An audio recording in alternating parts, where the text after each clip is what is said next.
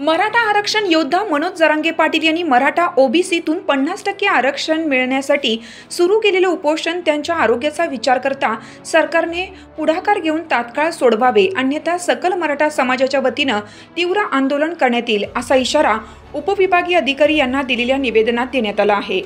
निवेदनात इतर मागण्याही करण्यात आल्या असून यामध्ये सगळे सोयरे अधिसूचनेची अंमलबजावणी करावी, हैदराबाद, सातारा व बॉम्बे गॅझेट लागू करावे, मराठा समाजावर दाखल केलेले गुन्हे मागे घ्यावे, कुणबी नोंदीच्या आधारे प्रमाणपत्र द्यावं, शिंदे समितीने नोंदी शोधण्याचे काम गतीने करावे, EWS सह SEBC किंवा कुणबी OBC हा पर्याय तात्काळ अंमलात आणावा व मराठा कुणबी आणि एकच असल्याचा शासनाने अध्यादेश काढावा आदी मागण्या निवेदनात करण्यात आल्या आहेत।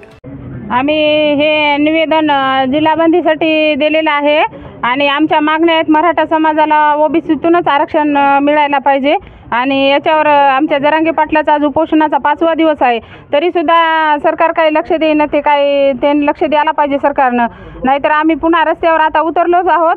आम्ही काहीतरी इतिहास घडल्याशिवाय राहणार नाही। आम्ही आता कितीही दिवस झाले, काही झालं तरी आरक्षण घेतल्याशिवाय मागे हटणार नाही आणि आम्हाला आरक्षण ओबीसीतूनच पाहिजे।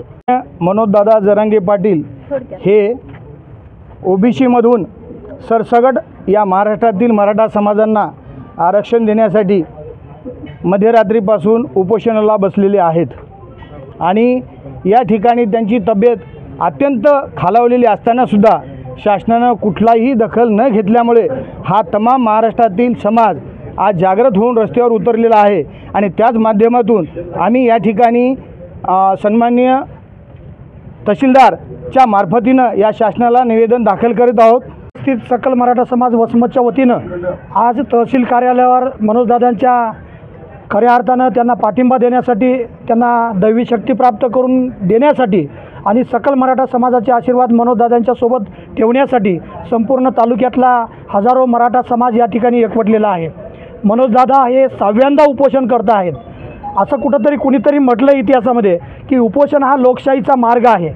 आम्ही असंही ऐकले की सत्ताधारी पक्षाला ज्याला बहुमत असतं त्यांची सत्ता असते, पण या राज्यात आणि देशात तुम्ही बघत आहात की कोणालाच बहुमत नसताना अनेक चोरांची सत्ता आलेली आहे आणि हे जर जमत असेल तर कायद्यानुसार मराठ्यांना कुणबीतलं असलेलं पहिलं आरक्षण का जमत नाही याच्या विरोधात, मग ते सत्तेतले असू द्या किंवा सत्तेच्या विरोधातले असू द्या, या दोघांच्या विरोधात सकल मराठा समाज आज एकवटलेला आहे।